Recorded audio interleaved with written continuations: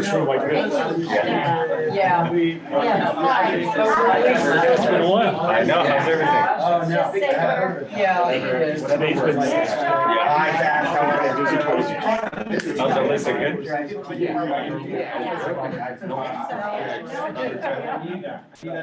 What's up?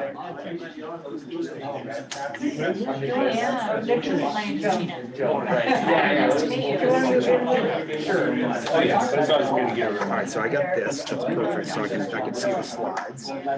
Oh,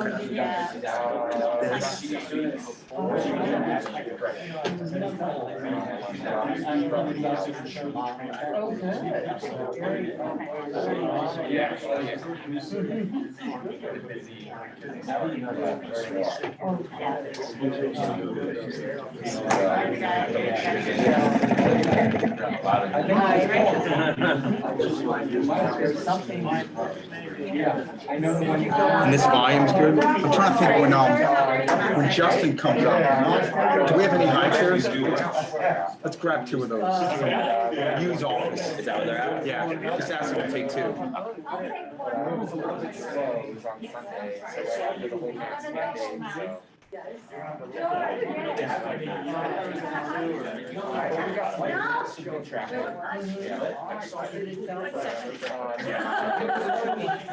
Good one to shoot.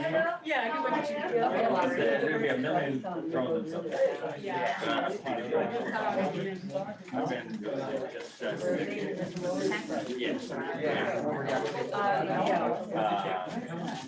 Maybe it has a familiar face. I don't know. Your mask. See,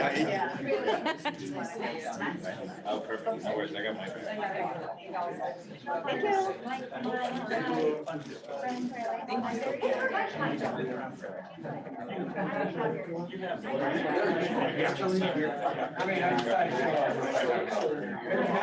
I know. I'm so tired of that.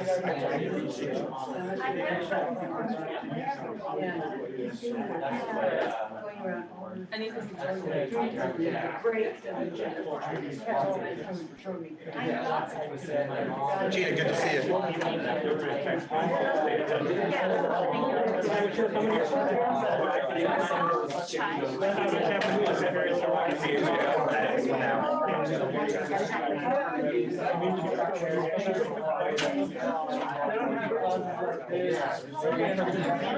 And this is your app.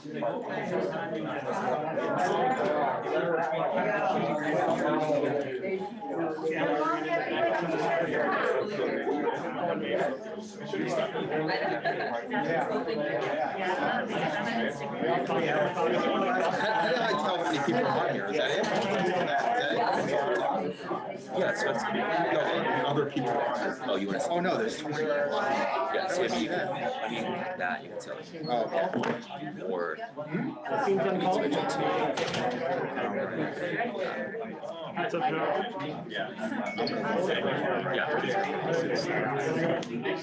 Oh, in Armand. Yeah, let's go. Okay. All right, we are gonna get started. Happy Tuesday. Thank you guys for having the masks on. I mean, no comment other than I can't wait till this is all past us. For being responsible. Great Tuesday. The sun is back and the heat is on. So I see a lot of great faces, some familiar, some new, and continue to grow and expand. And it's exciting. So we'll get started. Armand, let's go with the first slide. I always do a little piece on sort of mindset, leadership, and this is something I'm really passionate about, which is leverage. And I would argue it's absolutely one of the keys to success in anything in life. And I'd like to believe I'm pretty good at it, but I'm always striving to become better. And I think I wanted to start out with just a broad definition. Who wants, George, you want to read that for us? Leverage, the ability to do more with less. Right? So the ability to do more with less, which to me is always about like, how do you work smarter? Hard work is really important. I like to believe I work awfully hard, but more importantly is how do you work smart? And then when you put working hard and working smart together, they're really limitless opportunities. So, And this is the rich dad, poor dad. yep. And the whole thing was IQ and income don't correlate. Instead of thinking and just being smart, it's more about doing. It's that simple. Yep. Do it. And I'll touch on that in a minute. Robert takes the words right out of my mouth. So next slide. Right, time is our most precious, limited commodity, right? We all have 24 hours in the day. How do you use that time most effectively, right? And I'm a big believer, it's like eliminate and automate, delegate. That's like the key to leverage, right? How we use our time really does dictate our happiness and our success. Working smarter gives us more time for the things that matter most, right? You know, as Keller Williams say, you know, God, family, business, you know, spiritual pursuits, family, passions, then business, right? So when you work smarter, you spend less time in work and you have more time for things that matter most, right? And I think it's really important to understand there's an opportunity cost of your time, meaning that there's an alternative use of your time. So every time you say yes to something, you're saying no to something else and vice versa. So are you clear on what you're saying yes to and what you're leaving behind, right? I think it's really, really important, right? Any comments on that? All right, next slide. You know, I think such a key to it all is prioritization, right? Understanding what are the essential activities that you should be spending your time in and what should you be saying no to, right? There's so many distractions in our lives, in our world, and that's what really deters us and gets us out of focus. And we end up, you know, busy, but not purposeful, right? You can be very busy and get no results, right? It's the whole 80-20 principle, right? 20% of your actions or activities give you 80% of your results. And so many people spend their time in the 80% zone and don't spend their time on the 20% zone, right? So not all activities, not all things give you an equal return on your effort, right? When you focus on what matters most, you get a greater return on your effort, or what I call, you know, ROE, right? We hear the term ROI, return on investment. Well, there's nothing more important than your time. So are you getting the greatest return on your time or on your effort? There's a multiplier effect by leveraging the things that matter most. And in our business, like what are the 20%?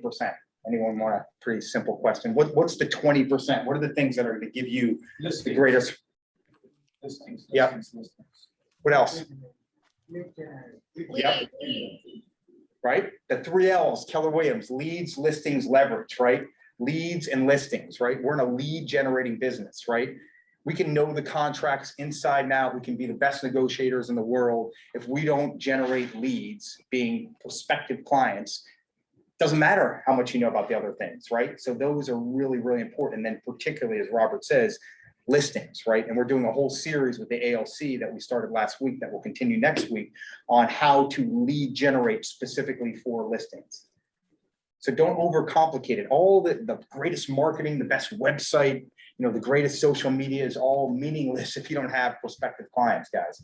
Don't lose sight of that. Doesn't mean those things don't matter, but they don't matter nearly as much as the prospecting piece. And I think Saying yes and no to things, I'm thinking, when you're focusing on listings, there's so many other things that distract you and want to take your time. Like if you're getting the listings, nothing else really matters. That's everything.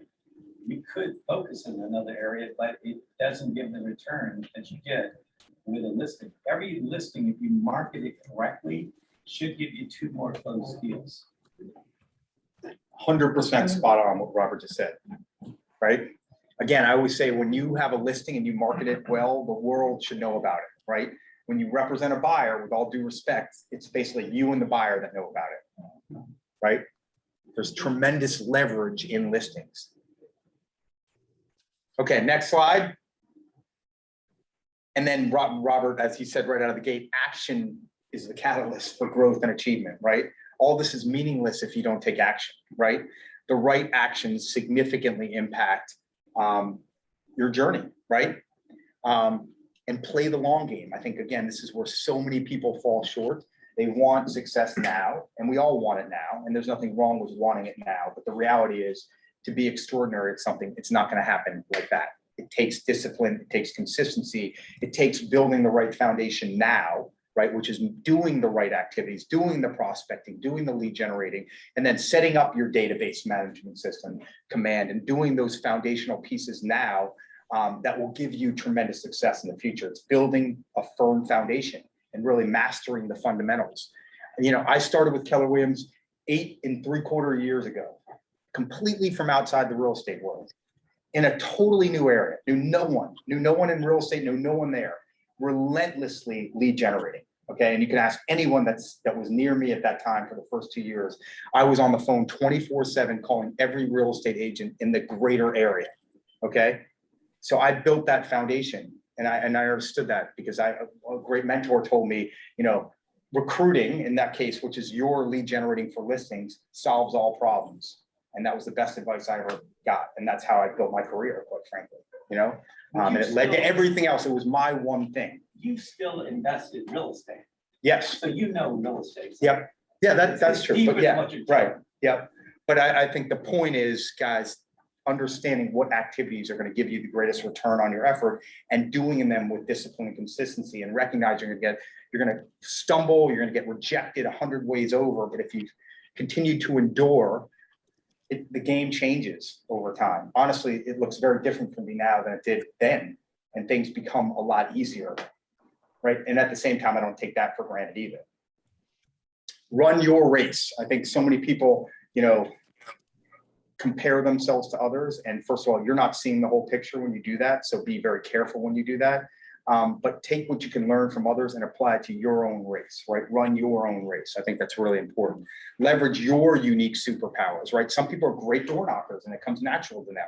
Other people are much better on the phones. Other people are better at open houses, or some combination of all those things. Run your own race. Understand what you're going to do with discipline and consistency, and then go all in on those things, right? Don't compare yourself to others. Learn from others what you can then apply to your own unique journey. I think that's really important. And again, the fundamentals in this case is some form of prospecting. It's some form of connecting with people. We're in a people business. We're in a relationship business. If you're not good at building relationships, you may want to reconsider what you're doing. Any comments on this or questions? Or all right, I think it's the last one. Next slide, Armand, please. And then just at the end of the day, leverage, right? Automate, as I said before, create systems, use technology, database management system, a lot of other things. And then, you know, people is critical. Career visioning is the class we teach on how to hire, who to hire, what does that look like? Invest in and empower people. To me, that's the biggest one for me in terms of leverage, right? It's the people piece. There's no greater return on your effort than investing your time and effort into the right relationships, right? Specifically, if you're looking to build a team or whatever that looks like, it's your title rep, it's your lender, whatever it may be, build your people, right? Focus on what you do best and delegate to the right people that represent the standard that you represent, right? I always say people buy, I think I have it somewhere or what I wrote in, people don't buy you, they buy the standard you represent. Other people can represent that standard equally well, or maybe not quite equally well, but well enough, right? The only way you can grow is to ultimately delegate and invest in people. And honestly, it's a lot more fun. Let's just put it that way. To me, that's the key to my whole life, right? I invest in so many people, and it's so gratifying. So don't ever lose sight of that. A lot of people have trust issues. They don't want to delegate. They're control freaks and this and that. You limit yourself big time when you live that way. And you can train people. You can set the right expectation to deliver the standard that you represent. And that's how you're going to grow, you know, at a limitless capacity. Yeah. I was going to say people reciprocate when you give out. So if you're achieving high and showing them that you're capable, they in return like giving out loud. My definition of leadership is give with no expectation of anything in return. And it's amazing how big your world can become. And a lot of people are afraid to do that, and they don't see that happen instantly because they don't stick with it long enough. If you live your life that way and you're completely committed to creating value for others, limitless possibilities. Any other comments or questions? Or, you know, I can't help myself, but, you know, environment matters, right? It's like what I wear on my wrist and everything I believe in. One that values, rewards authenticity, diversity, innovation, collaboration. I could go on, but those are some of the big ones. And that's what we, embody here. All right, everyone's speechless. All right. Cool. No one else, anything? Robert, come on, one last. Well, environment does matter. If you're having fun and you feel you have a purpose in life and you're in a place that you enjoy working at, you're gonna stay there forever. When I was visiting some of the biggest teams in the nation, the biggest one in Houston, the amount of commission these guys were getting was relatively low, I thought, but none of them could be pulled away with a Remax or anyone else. They said, we're not leaving. We've never lost anyone at the 90 unless they moved out with their wife or spouse somewhere far away. Then they would start another team out there. But when you have a high value of culture and fun, and you feel a purpose in life, you're happy. And the deep research says this. Yeah. So what we do at Keller Williams, we might be, the outsiders may say we're drinking Kool-Aid. And I was wondering that in my first week here, but there's no Kool-Aid. It's just people are more interreacting, we're more human. And that's a big deal, which Keller Williams has and no one else has. Yeah. And to Rob, the environment piece, what's it all about if you're not enjoying it? I mean, you're not going to enjoy every little bit of it, but you're going to enjoy the journey and the process. If you don't, then find a better environment, quite frankly, because it's not worth it. All the money in the world isn't worth it if you're not feeling like you're getting rewarded, you're growing, you're evolving, you're creating value for other people. And that's a big part of it. And the money is just a natural byproduct of having fun and creating value for others. Cool. Thank you, Robert. All right. I think we're on to the next one. So we have course adjusted on Mega Camp. So Mega Camp, for those that don't know what Mega Camp is, we have 2 annual gigantic events every year. One is Family Reunion, which is always in February, and it rotates cities, right? So it's in a different city every year. It was in Dallas 2 years ago. Last year was virtual. Hopefully this year it'll be back in person. Mega Camp is the other big event that is typically geared toward higher producers, but available to everyone.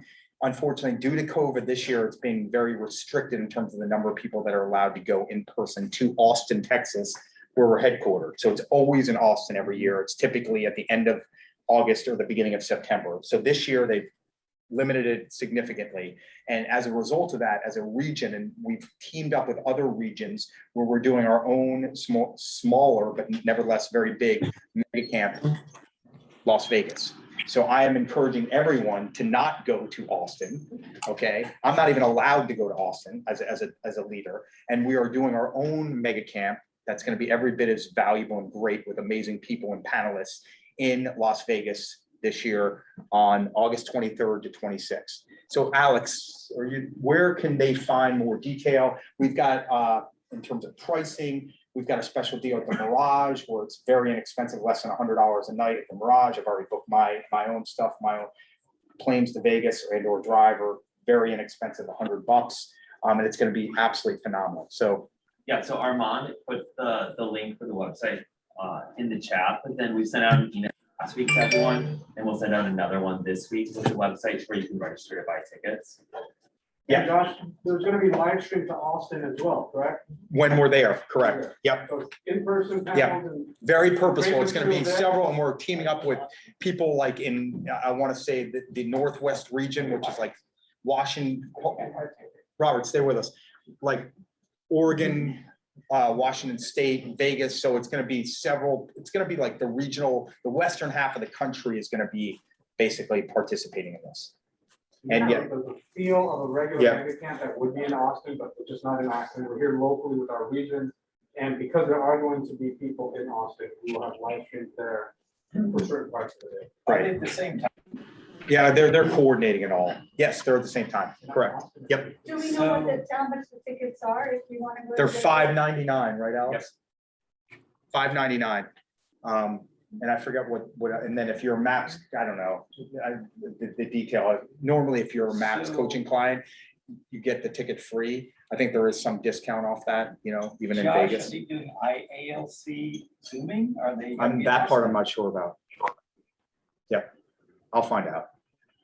But I really, bottom line is I would encourage everyone. It will be phenomenal.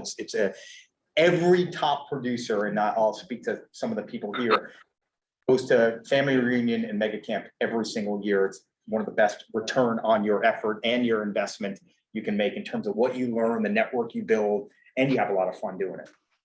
It'll totally change your mindset in terms of what you're capable of when you start to see what other people around the country are doing, and you're every bit as capable as they are. So you're saying anyone here can go? Everyone here can go. Everyone here should go. So, but you have the choice of physically being in Vegas or virtually being in LA and on Zoom.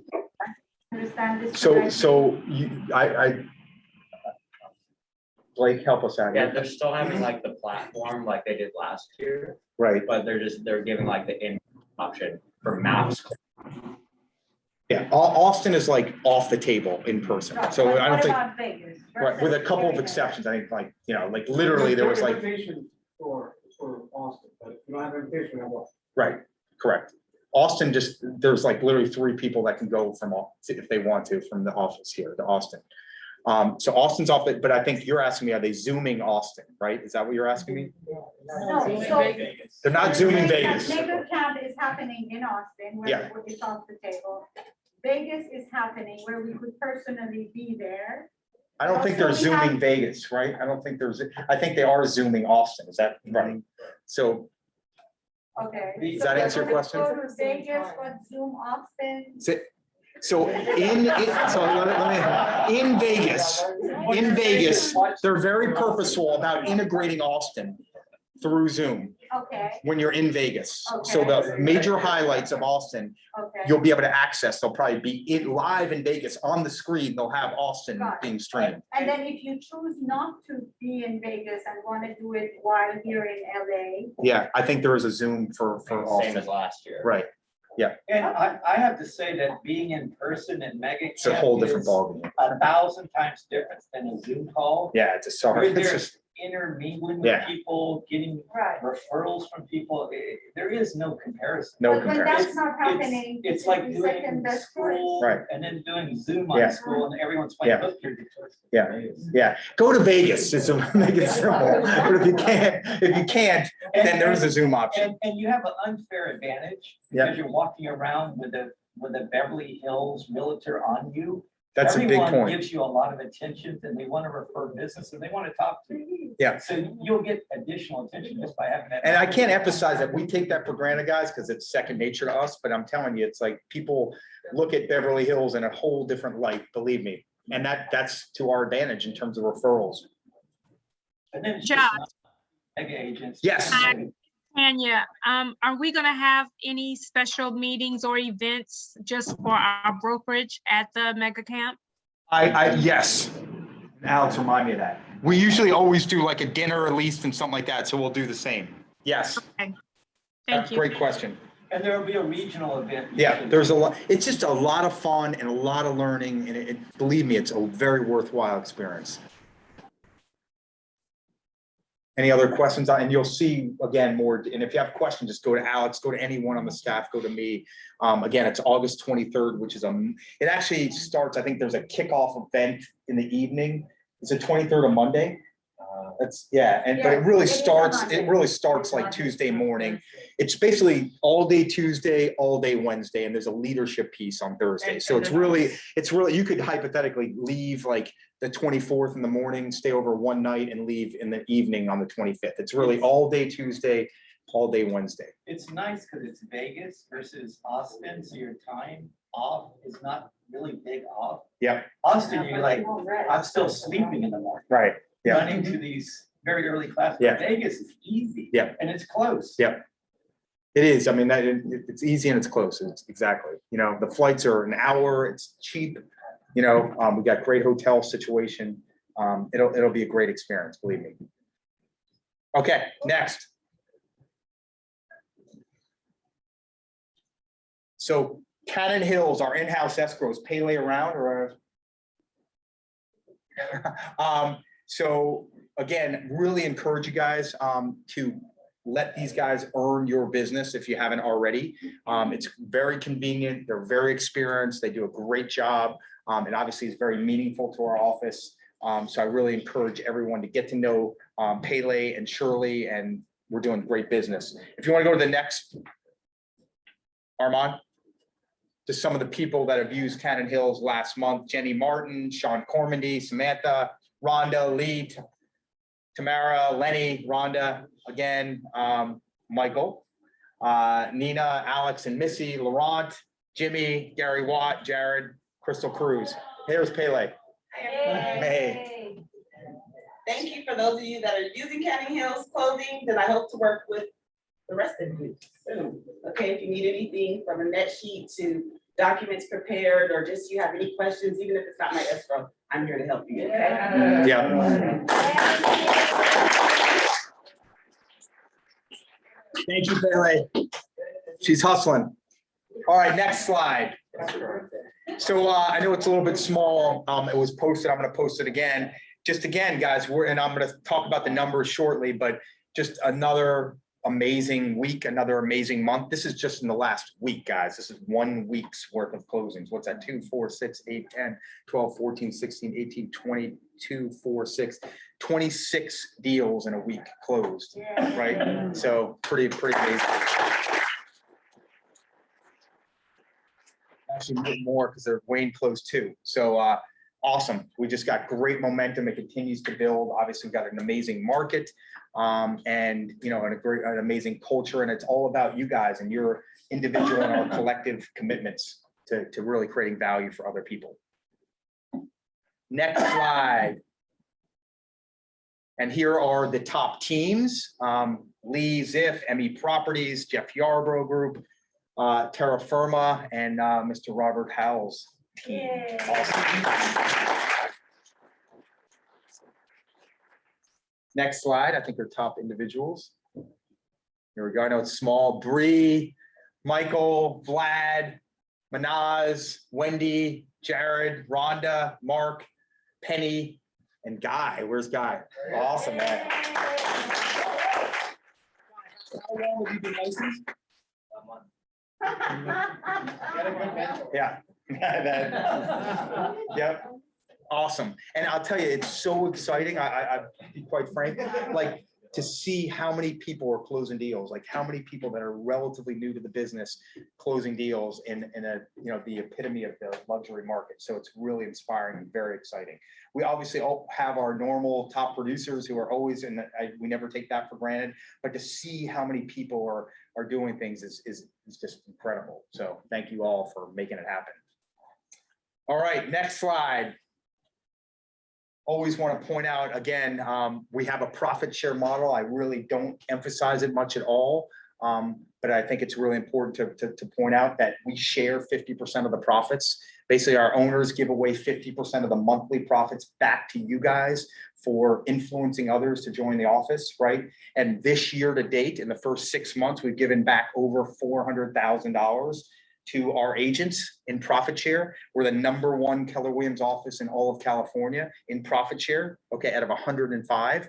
And we're number 19 in the country out of 826 offices in terms of profit share. Yeah, so. There's some competitive. Oh, yeah, I mean, it's, yeah. So, and we are arguably in the most competitive market.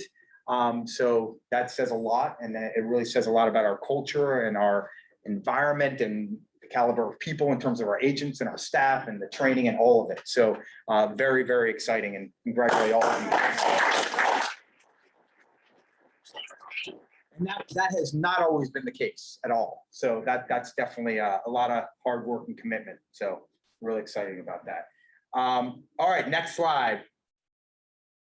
So just want to talk, this is our year to date, where we are in these metrics, right? Listings taken, units closed, closed volume, company dollar, which is basically the revenue that the office receives. It's like your splits that we take in, our profit share, which we just talked about, relative to our annual goals.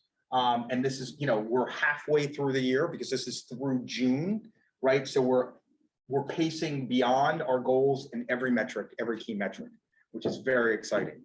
And again, look at, which is a little bit, obviously June of last year, we were in the middle of the pandemic, but nevertheless, you can see, 69 listings taken in June of last year versus 81. We closed 37 units versus 114. Totally different ball game. And we're really on pace to, hopefully eclipse all of this, right? We've closed in the last 12 months we've closed $1.535 million of closed volume in the last 12 months. Over $1.5 billion of closed volume in the last 12 months. So pretty amazing. Any questions? I know it's a lot of data, but the bottom line is we're doing extremely well and we're pacing to eclipse our goals. The goal column, that's goal year to date, right? Not Right, this goal is, for the year. right, this takes the percentage of where we are of our goal. Sorry. Well, no, but the goal column is goal year to date. No, not goal for this, the year. no, this is the goal for the year. That's the annual. That's our annual goal. And this is where we are halfway through. I think this is the first time I've seen every goal. Yeah, all Yeah. exceeded. Yep, And then just look at the bottom, that's Yep. crazy. So Yeah. everyone keep it up. yep, absolutely. Just getting strong. Yep. Right, oh, absolutely. As my favorite statement, perpetually raising the bar, right? No matter how good you are, the best can always become better. And that's always my mindset, so. Congratulations, guys, awesome. All right, next slide. So we have a cap commission model, meaning that you have the opportunity to earn 100% of your commission. One of the great benefits of Keller Williams, right? And that's the goal, hopefully, for everyone, is to hit the cap and then keep 100% of your commission, right? So we have 4 cappers. First of all, I want to congratulate Josh Canova. That's awesome. Someone, Alex, can you take a quick, you can take the mask off. Quick turnaround. So Josh, you've been licensed for how long? Since December. Since December. He works with Jeff Yarbrough, came very successful salesperson outside of real estate, knew he was going to be a rock star from day one. Maybe anything you want to share with the group, and do you even know, maybe Blake even knows your numbers, which are pretty extraordinary too, but I don't want to put you guys on the spot, but I mean, yeah, he's got it. 7.9 million. 7.9 million. Okay.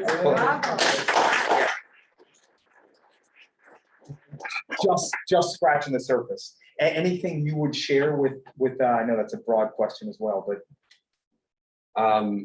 Just try new things.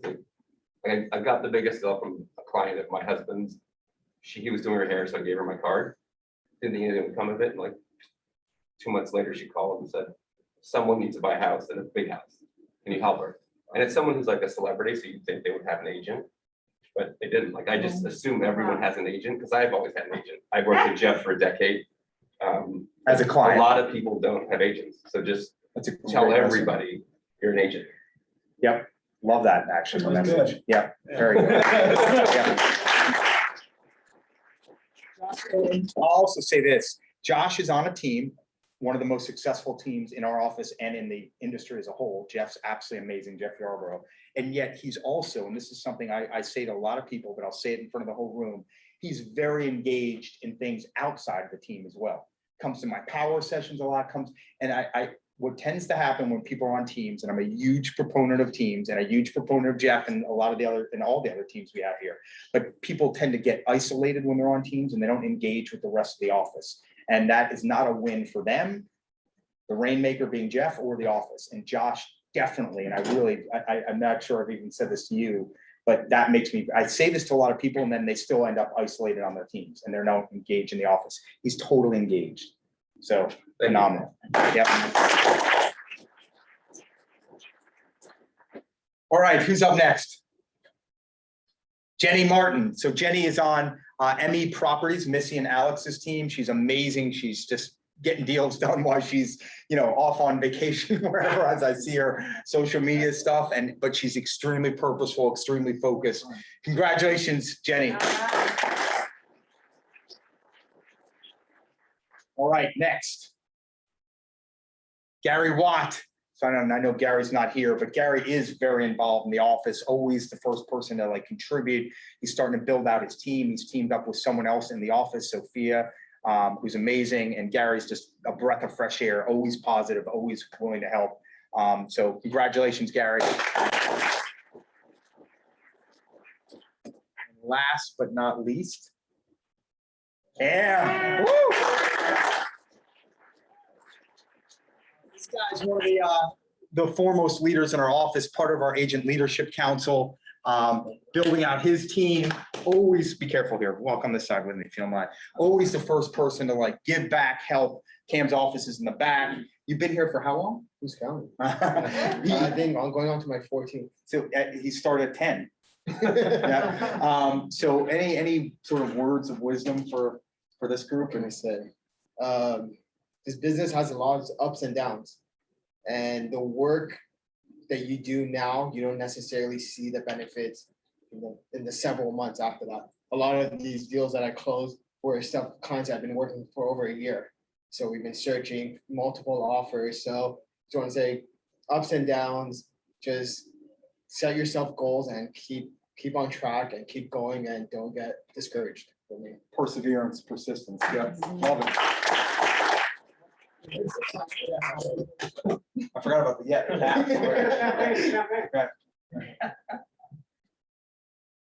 Awesome, man. Thank you, Proud of thank dude. Seriously.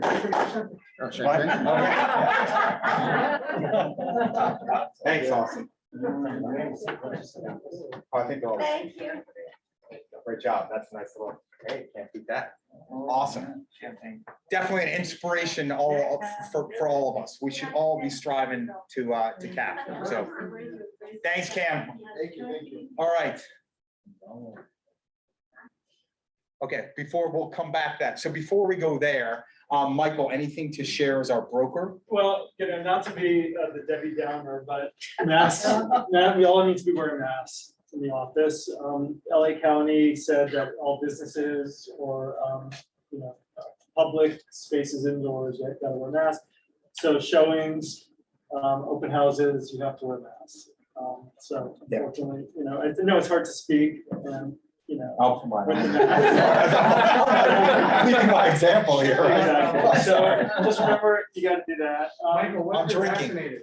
Oh, it doesn't matter, vaccinated, not vaccinated, everyone's gotta wear a mask. And so another thing, when you guys have problems, legal problems, I know everybody's been sort of, well, not everybody, but a lot of people have been getting in the habit of emailing Jeff Kahn, who's our attorney.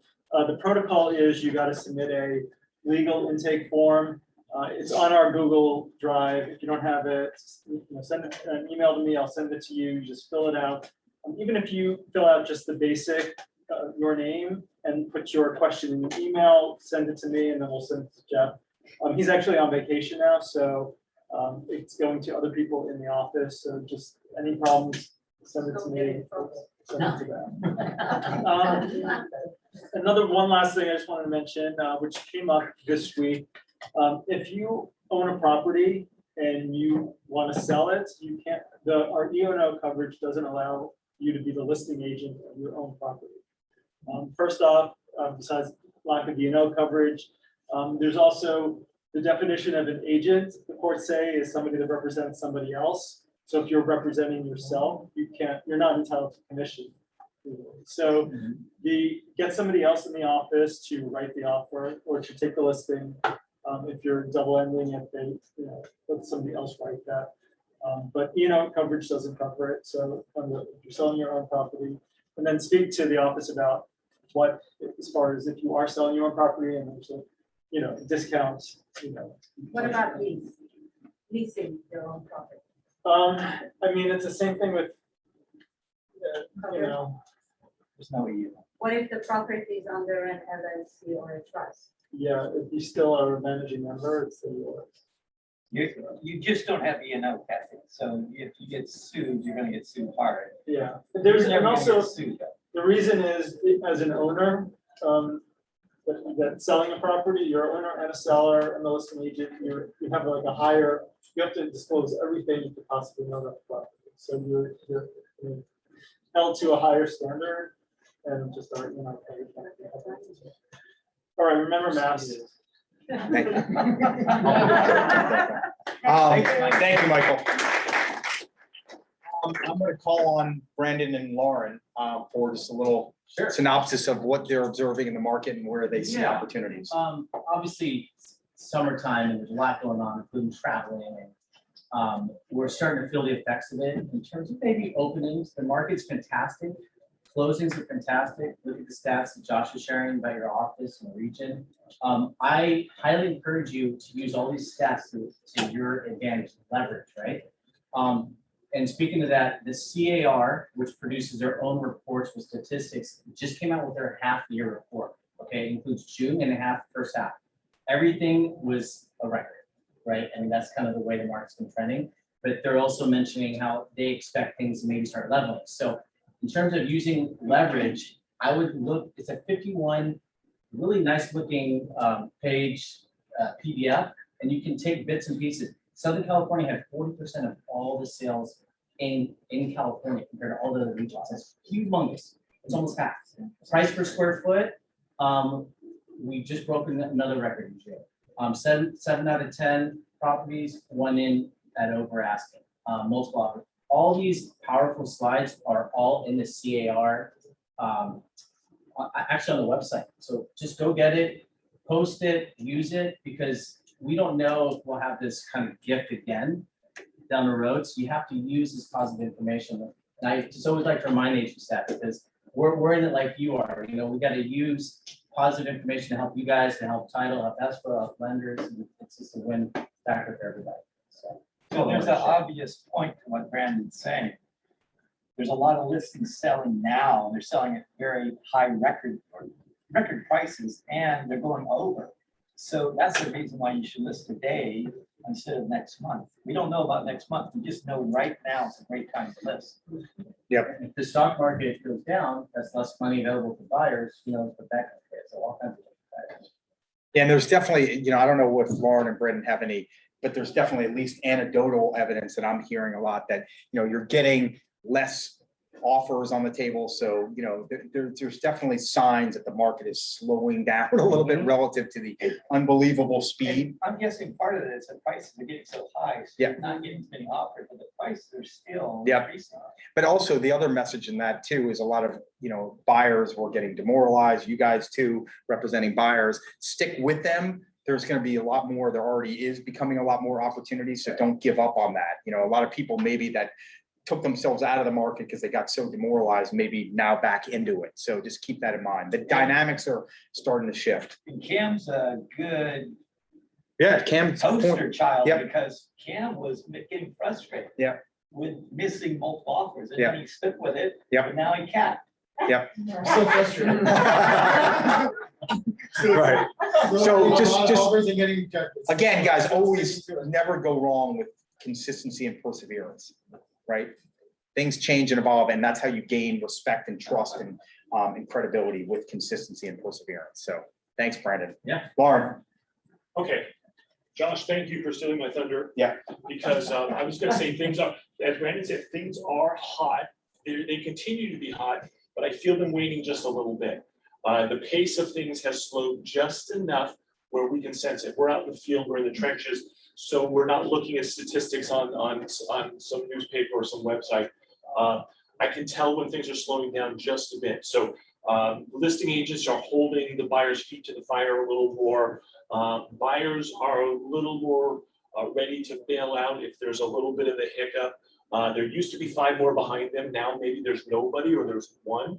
So as Josh said, keep with those buyers. I mean, we're a little bit disappointed or disillusioned with the market and kind of went to the sidelines. Bring them back.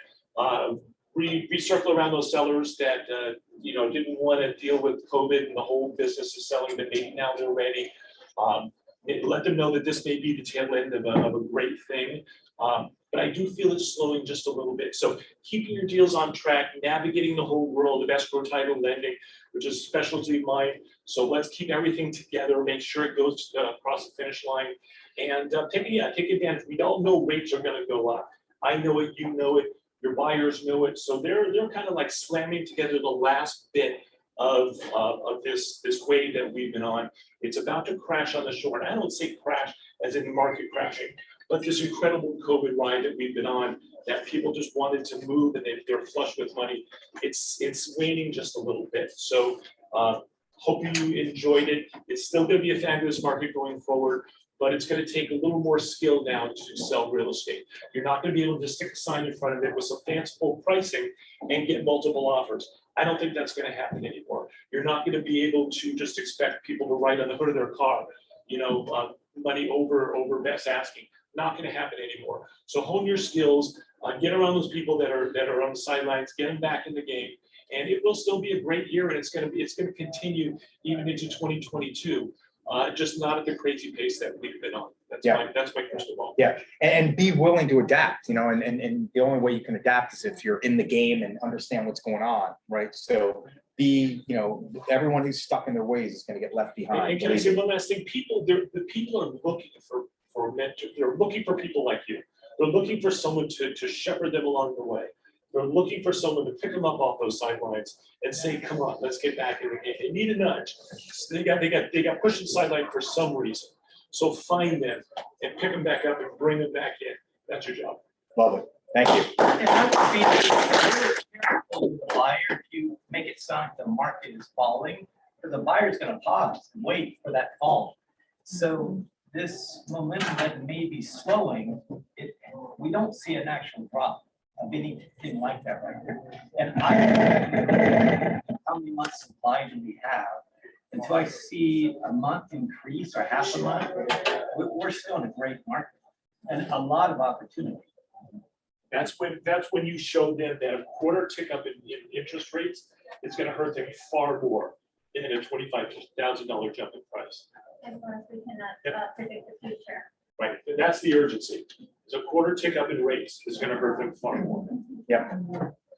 All right, thank you guys, awesome. So I want to introduce our special guest, who's someone that's become a very close friend to me. I've had the good fortune of getting to know him probably for at least a good year and a half prior to him actually joining us, which has been probably just shy of a year. I'll let him speak to that in a minute. He is our productivity director, adds tremendous value to our office. Because he started during the pandemic, I don't think people are aware of Justin as much as they can and should and will.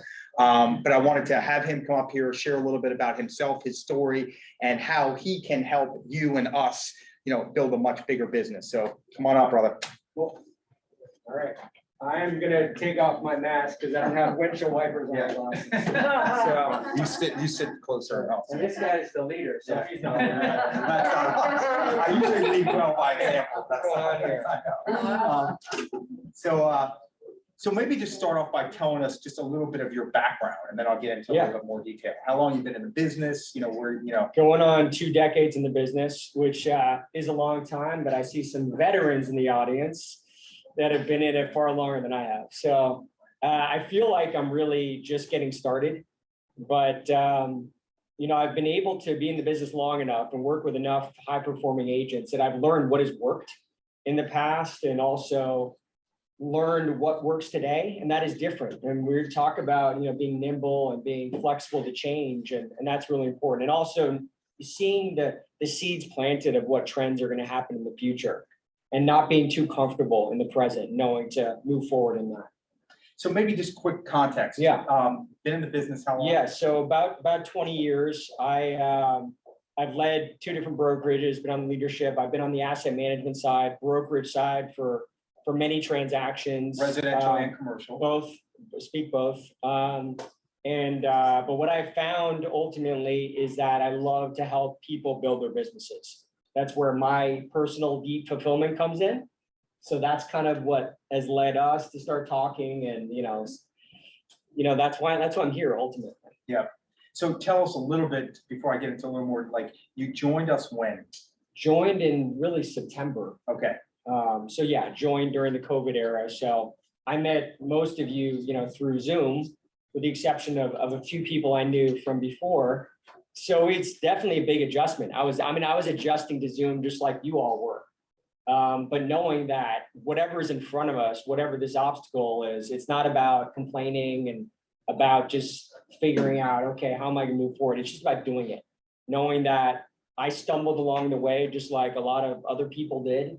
And, but that's how I got to know some of you. And so it's really nice to see the faces in person, and this is what it's about.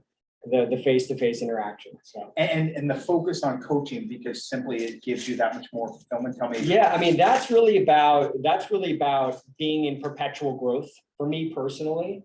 You know, when you're coaching, you have to really have your finger on the pulse of what has happened, what is happening, and what might happen in the future. So that, for me, I'm a naturally curious person. So it's perfectly suited for my needs of who I am. And it's been great so far. I mean, I could do a lot of things, and this is not where I could be making essentially the most money, but this is what is gonna give me the most fulfillment, helping other people build their businesses, succeed, get to the next place in their career. And it's awesome. Let me point out something just to deviate a little. Yeah. Also became a dad, what, 6 months ago, Lish? 9. 9, wow. So Yeah. Yep. You look like you slept. Awesome. I'll give a round of applause for that. Tell me, and then I'll tell me why it's important to have a coach, and then I'll give my own perspective, because I actually have several. Right, and I have one myself too. So I think anyone who is a coach should have one, and because it's a lot easier to kind of talk about because you've been there. So coaching is really, for me, it's all about possibility, right? I mean, our brains give power to what we think is good or bad. And the power of coaching is that if you create a really good story, you can help put that story into reality, that dream into reality. But we all know that no one succeeds alone. So it really helps to have someone in your corner, you know, fighting for you, holding you accountable. If you're sliding off course, getting you back on course. That's why I love coaching. You know, if you're going to get to a place of deep success, you need someone to help you model, even just a sounding board sometimes. And it has to be goals that are actionable. And like I said, we don't get there alone. So that's part of why any deep coach is going to get to like the core strengths of who you are as a professional and as a person, and help you put your best foot forward with, you know, creative lead generation and brand positioning and all these things that will not only help you succeed for the first few deals, but will help you build a business that you can succeed for years in the future. Yeah, I always say, like, the people that I invest my time in, and I'm very purposeful about this, are those that are most coachable, no matter how successful or experienced they are, because there can be some extremely successful people that are not particularly coachable. They're set in their ways, they're not willing to adapt and change, they're not humble, you know, they're not hungry, and that they become complacent. Obviously, they did something to get to where they are. Those that are most coachable is where I personally invest my time, right? And I have several coaches. And one of the biggest values to a coach that I think sometimes we lose sight of course, they're helping you create a business plan, they're holding you accountable to doing what you should do, and those are extremely valuable pieces. But oftentimes what a coach will do is confirm something you may know, but don't have quite the confidence and conviction to act on it. And a coach can often just confirm something that gives you that confidence to take it and apply it. And I think that's one of the greatest values of a really good coach, that gives you that extra push to actually create something more actionable that you may have thought was correct. Exactly. I mean, it's a sounding board. Whenever you're getting advice on something that's really important, you call a friend or you call a family member. But this is in the professional atmosphere. And just to get a confirmation of what you're thinking, or just to see something through someone else's lens, can be the difference between you meeting your goals or exceeding your goals. And it's sometimes those little tweaks can make the biggest difference in someone's business. And anyone who's high performing will tell you that. Absolutely. Yeah. So tell us a little bit about your plan for the future. Right. So good question. Right. So I have some big aspirations for this office. If I didn't, I wouldn't have come here. And my goal is to build a highly functioning, highly performing coaching program for people that are really all in on their business. People that are really ready to take their businesses seriously, have this perpetual feeling of their backs up against the wall. They're only as good as their last deal, and really want to stay in momentum. And it's for people that love the accountability, that aren't afraid of it.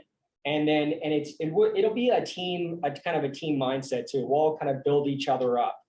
So it's some of the things that I've done before. I do a Tuesday session that some of you have been to, where we talk about prospecting, overcoming objections, and role play, lead generation. So much of it has been talked about here today. And that's open to anyone. Open to everyone right now, right? Trying to create some scarcity. And then my Thursday class, it's a different topic every week, which is Thursday at 10. So I'd encourage you to join that as well. But it's for people that don't want to be average. That's the coaching program, as simple as I can put it. And then that's everybody in this room, and it should be everybody in this entire office. So I'm going to give everything I have, all of my knowledge and all my focus and energy to help you all get to the next place in your career. Love it. You know, I talk all the time, and I know you do too, because we have very similar values and vision for sure. Justin, you know, there was a long process that went into getting Justin here, and then we talk obviously on a regular basis. Sure. And he's someone I very much confide in, and is to a large degree a coach for me as well, by the way. I talk about playing the long game. As you observe agents, and you've been doing this for quite a long time, well before you ever came here, right. You know, you see certain agents that get some short-term success, and then you see the ones that are consistently creating success over the long term. What do you see as the key points of differentiation? That's a good question. I mean, it's a lot of what we've talked about here today. It's being curious, not accepting the wins of last year, you know, feeling like you're always starting over, always knowing that unless you create leverage with people and resources, you're gonna be kind of running on a treadmill. So there's no better time, in my opinion, to be in real estate right now. I mean, none of us have as many resources today as we've ever had in the past. And anyone who's been around the business knows for a long time really knows this. So the big differentiator is the agents that have consistently done business year over year are always fighting, are always hungry, are always want more. And they're doing it with leverage, accountability, and time. And that's probably the easiest thing. Everyone has their own path. You know, there's a lot of ways to succeed. There's a lot of ways to make $1 million. But you know, if that's your goal, whatever your goal is. But the agents that are consistently doing it year over year, they are wired different. But it's not DNA wiring. It's not natural wiring. It's a choice. It's a total choice. Everyone in this room can have that success. The delta, the differentiating between someone that is highly performing and someone's not is a few tweaks here and there and total consistency. It's about knowing what your why is, what your anchor is, what's going to get you out of bed in the morning, what's going to push you to do things you don't want to do. Those are the people that are truly successful. And that accountability that a coach gives you is, you know, I'll never forget, you know, for the last several years, one of the things I think that differentiates Keller Williams as a brokerage relative to our competition within the management, leadership, ownership piece is that there's tremendous accountability within Keller Williams. Like personally, as an owner, I'm an operating principal of a few offices, and I'm a team leader here. I've got to report numbers. I'm accountable to a certain standard, and I have to report that stuff. That is tremendous differentiation relative to other brokerages. And that's why Keller Williams is the number one. You know, Gary Keller will probably tell you the number one reason Keller Williams is the number one brokerage in the world is because of accountability. So again, sometimes it's a word that sometimes we don't like to have, but also being accountable doesn't mean anyone's expecting you to be perfect. I think it's important to say that. None of us are perfect. We're all absolutely flawed. And a great coach understands that, you know, but that accountability, meaning that when you don't feel like it, you're going to do it anyway, is ultimately what distinguishes, to me, the best from the mediocre. Yeah, absolutely. I mean, you said it. You said it perfectly. And it's the doing things that we don't want to do everything. I mean, that's a given, and we get kicked in the face sometimes too. And it's about still pushing through that anyway, in despite of a guy who, you know, knows a ton about nutrition and fitness. You know, we know that the body only reacts once you get tired. That's when the real workout begins. And it's the same thing. It's the same thing in real estate. It's, yes, you could go and spend an hour on the sofa watching Netflix, but instead you say, what else can I learn? I mean, there's so much information out there that's free. Just get on YouTube and you will, or listen to a podcast. And I can recommend several of both.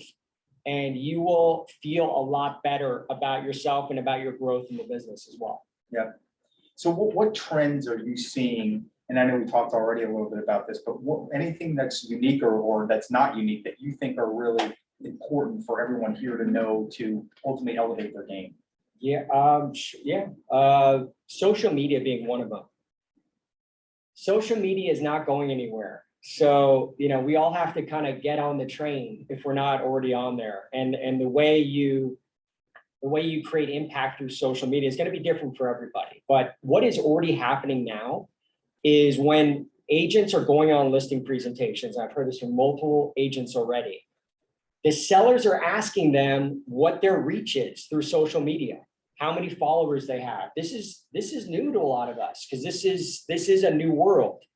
So if you think that you can get by with just your old clientele, maybe you can, and maybe that's enough for you, maybe that's okay. But if you don't mind being a little uncomfortable, get deeper into social media. And if you feel like you can't do it yourself, that's totally fine. There's so many resources that'll help you, paid and unpaid. But social media is a big one, it really is. And we know that video is heavily rewarded. So, none of us like the way we look on video. None of us like the way our voice sounds. I mean, that is a given. I mean, I definitely don't. But we do it anyway, because we don't know the effort we put in today, we will get something back for it. Josh talked about ROE, ROI, it will come back, I promise. So that's one. I'd say doing a better job of building relationships with other realtors. We have 530 in this office around there.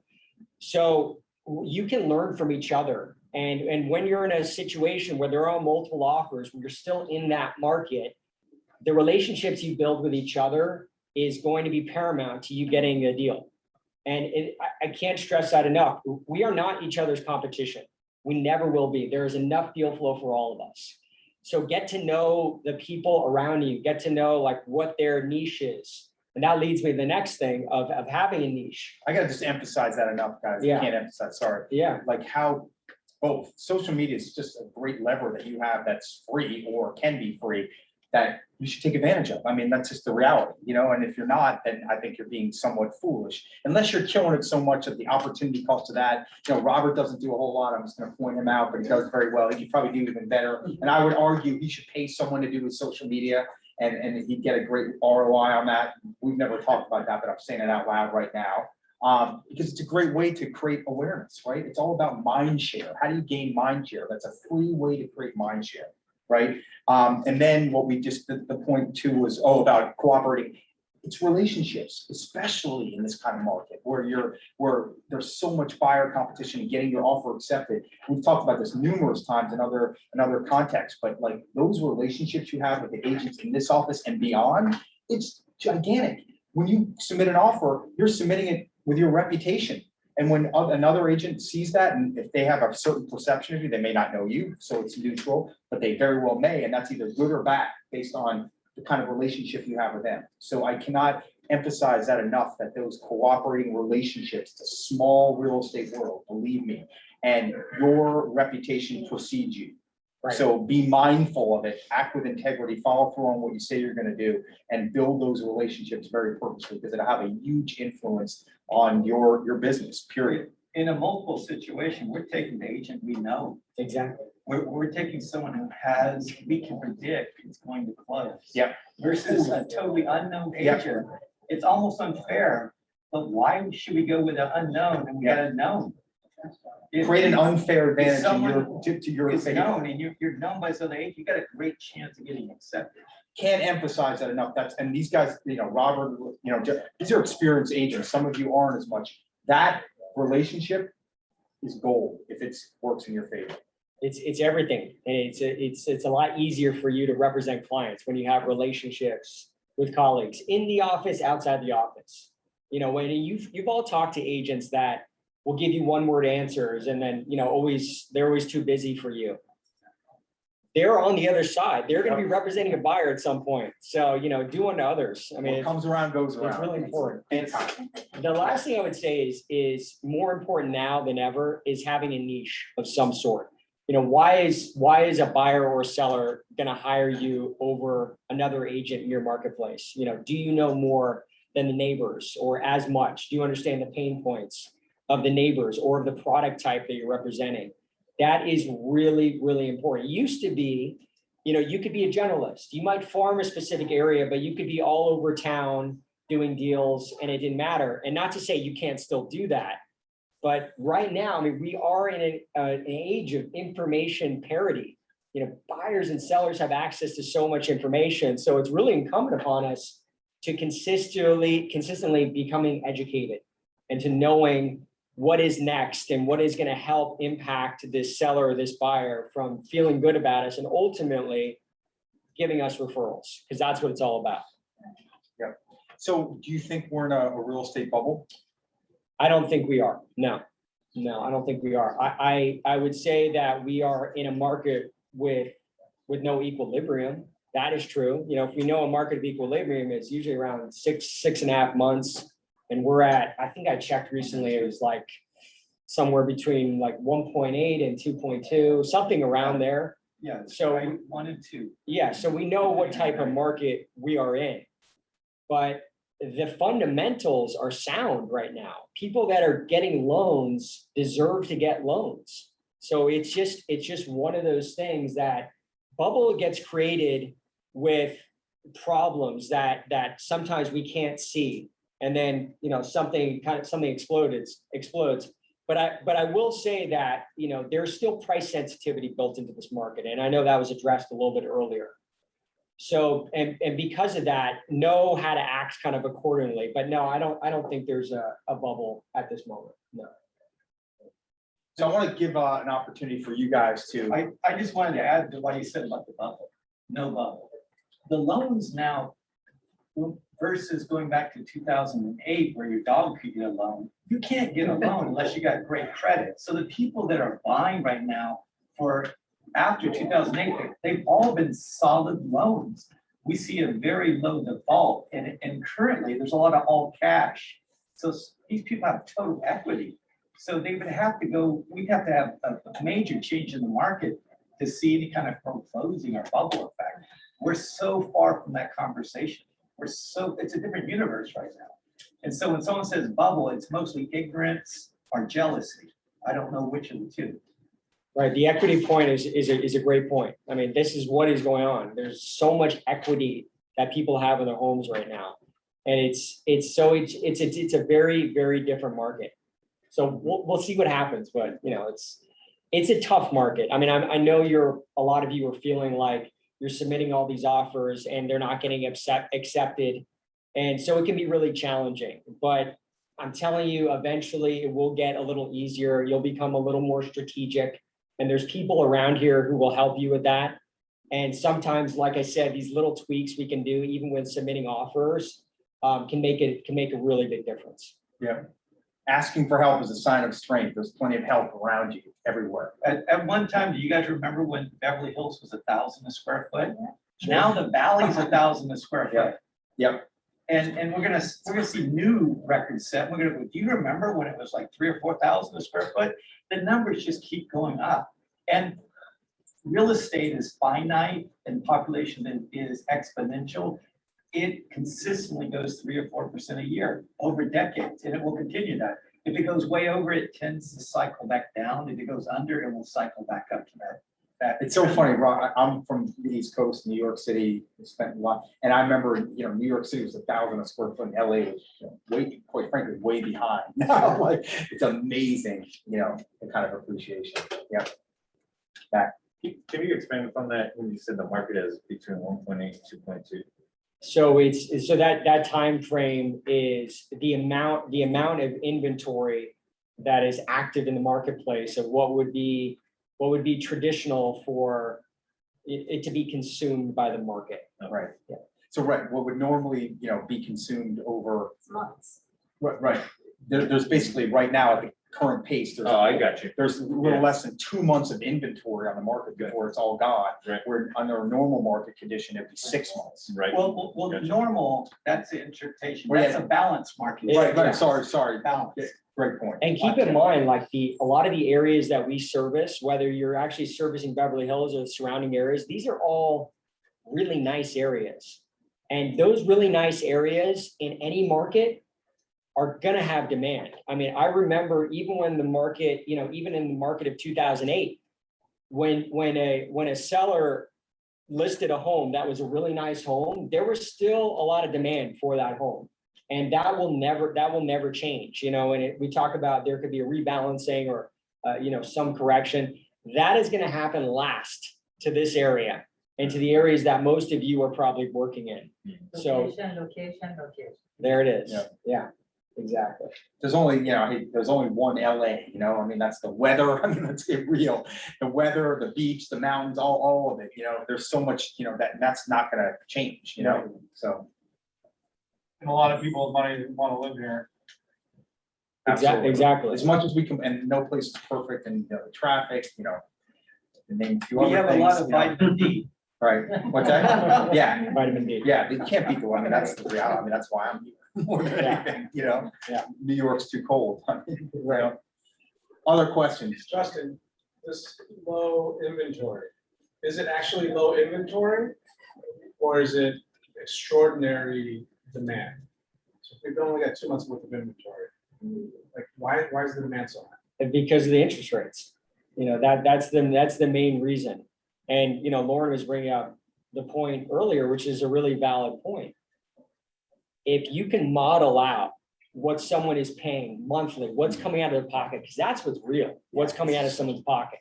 If you can model it out and that's what a lot of buyers do, and they realize, like, I gotta jump on this. Who cares if I'm paying X amount of thousands of dollars over my comfort level? If we know that they're gonna be in their homes for 7 to 10 years, who cares? And that's a lot of what's really driving the market. And also, people have gotten really deep within themselves during this pandemic, being locked inside. Their relationship has changed so much with their homes. And you notice things about your home that you probably never noticed before when you're walking around, if you spend enough time there. And so I think there's another component to this of people being really purposeful about the life they want to lead. And they want peace in their home. And if they're missing some outdoor space, for instance, in this land of vitamin D, then they want to change that. They want to feel good about, there's been a lot of loss that we've all experienced over this past year plus, and in some degree or another. And I think also people are really having this deep conversation with themselves, like, if not now, when? Let's do it. And yeah, there's going to be a little buyer's remorse, but the market keeps moving. So even if you have to change your decision and you're the agent on both those deals, that's great, 2 deals in a short amount of time. So it's a win-win for you too. Yeah. Make sure you understand the economics of what the difference in interest rate means and how that translates into purchase price. I think that's really important. When you start to point out to them, hey, they get caught up on the price, when the reality is if interest rates go up this much more, your payment's gonna be this, right? So really understand those economics, because that's some people disregard that. And that's gigantic. With the low interest rates, as Justin was talking about, their disposable income after they pay their mortgage is lower than it was 10, 20, and 30 years ago. The real cost of buying a property because of inflation isn't really the face value we're looking at. Yep. In real terms, it's actually less. And normal interest rates, which they're going to go up to, this is 7 or 8%. That's normal. We're at ungodly low rates, which we won't see again. Most of your clients in the near future are going to say, I should have bought 2 houses. So it's your guys' job to not only sell them one, sell them a multiplex, sell them a 3-plex. Well, these rates are so low. Yeah, absolutely. Well, I forget that, it wasn't that long ago where interest rates were like, 10 and 18%. Yeah, right? Crazy.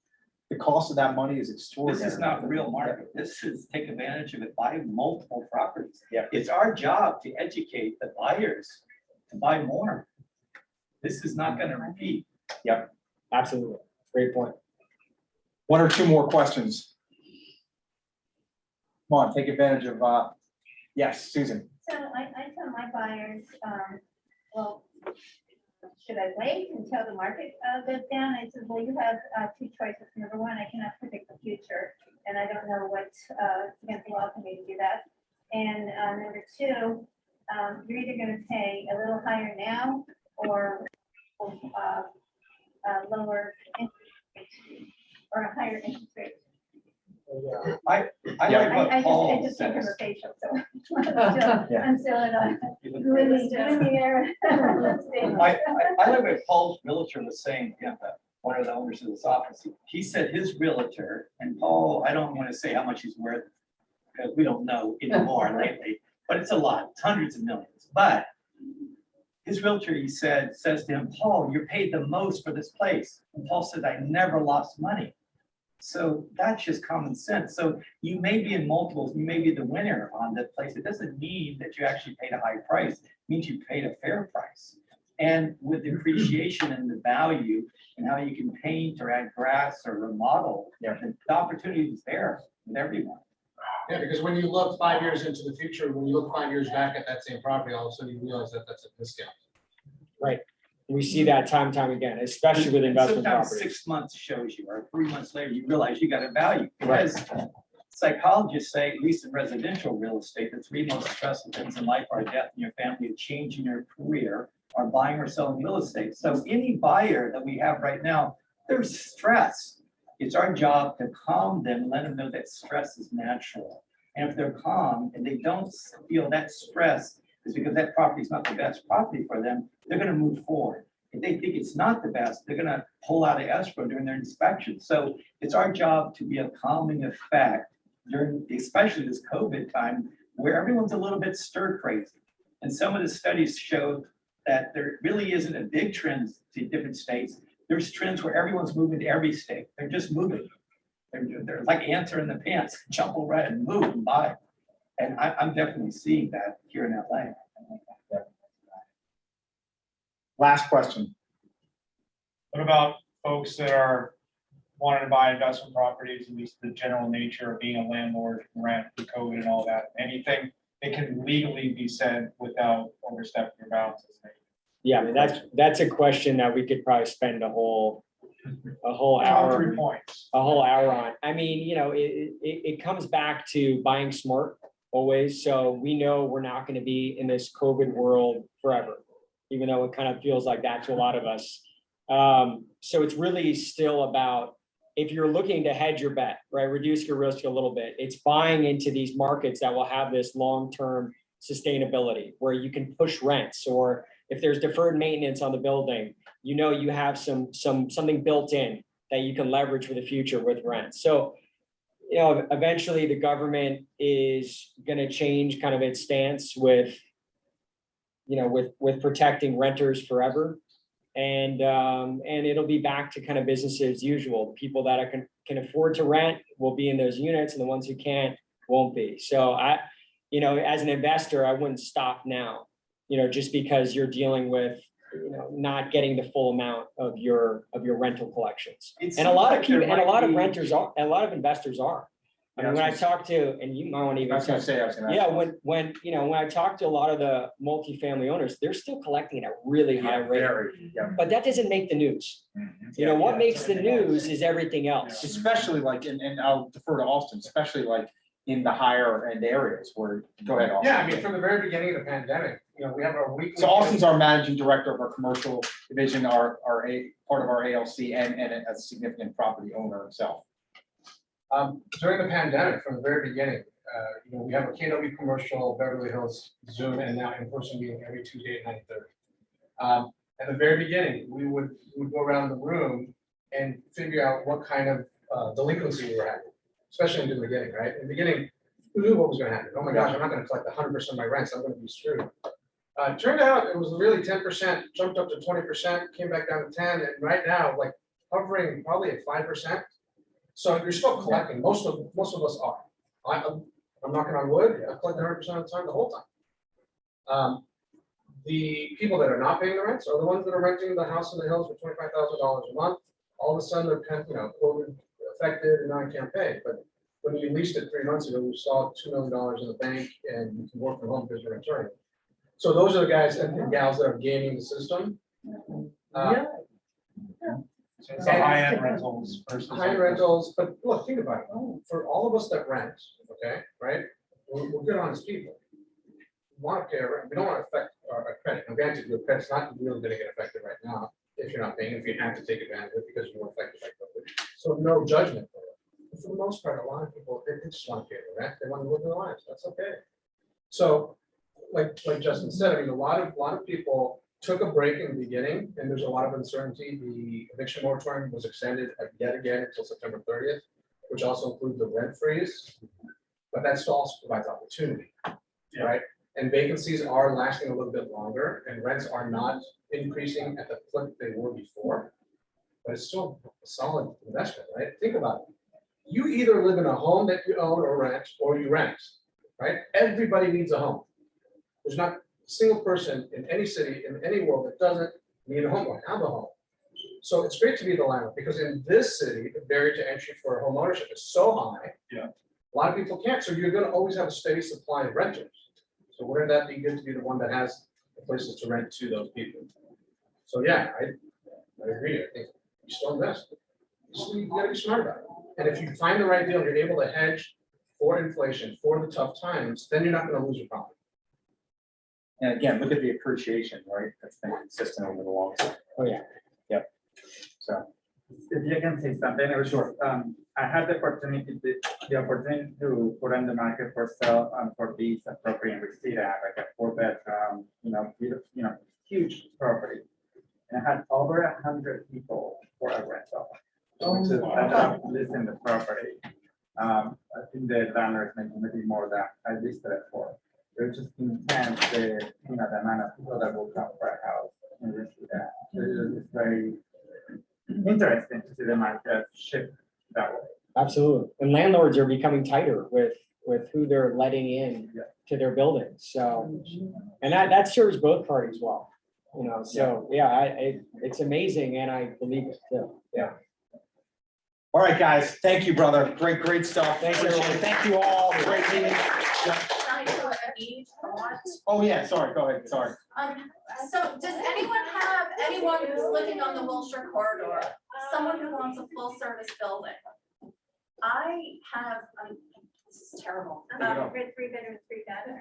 Okay, so I have this beautiful listing that's in a 23-unit building around the corner from Beverly Drive, walkable. You wouldn't have to drive. It's a beautiful condo, 2-bed, 3-bath, has a powder room, feels like a house. There's a full-time concierge and a beautiful gym. It's unusual to have a high-service building that feels like a hotel in a walkable neighborhood. So anyone who has clients who are looking for something on the corridor for a high level of service, this is a really interesting alternative. If they're looking for a walkable neighborhood, a smaller building, a little more intimate, not on the corridor with all that activity. It's 1399 and it's just gorgeous. That's it. 2 + 3. Yeah. And also my seller's really motivated. I'm Heidi Cotton. Come talk to me if you have some. Yeah, if you need Heidi's number, let me know. Awesome. Thank you, guys. Thanks, Heidi. Alex. Thanks. Great stuff. What, yeah. What's we get started with Are you all set or did you? Oh, no, I haven't had. Okay. Gina.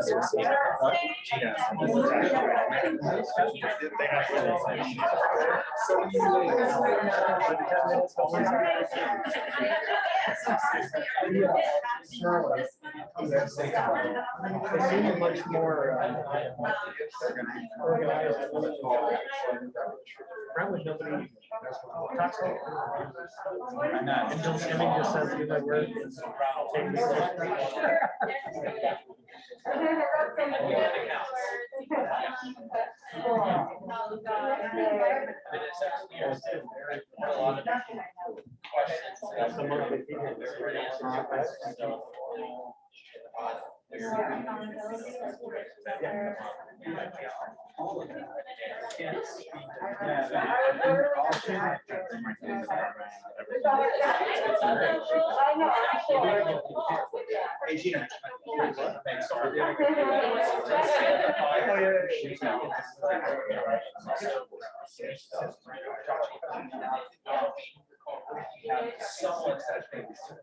A little more organized.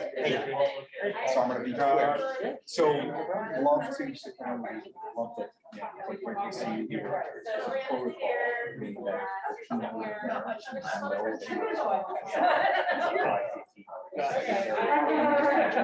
Want to step on any toes? yeah, so, and it's not like permission approval or staff communication, that's, you know, that's, so.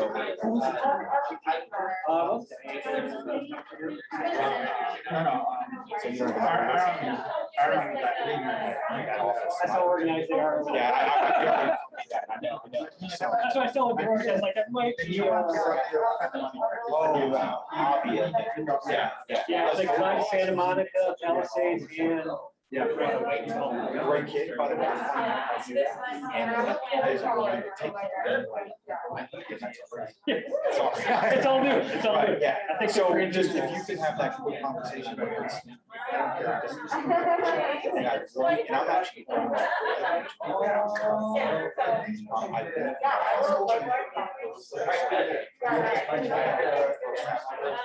And then once you just tell them that, then I'll probably call. I know, it's like, he looks up to me or whatever. And I'll just say, hey, I see that Nick, right, has had a conversation, we can say yes.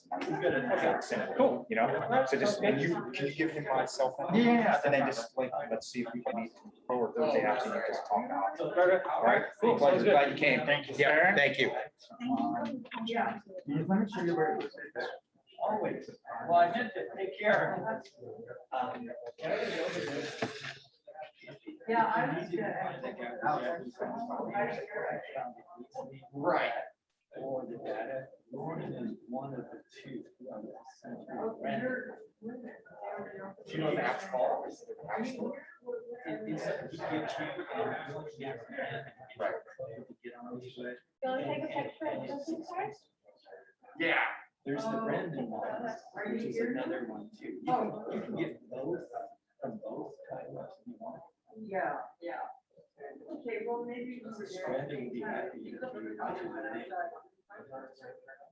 There you go. Are you starting? Sydney, right? Yeah, we met on the balcony the other day.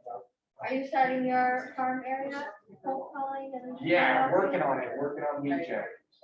Yep. It's been making calls, so hopefully there's some traction soon.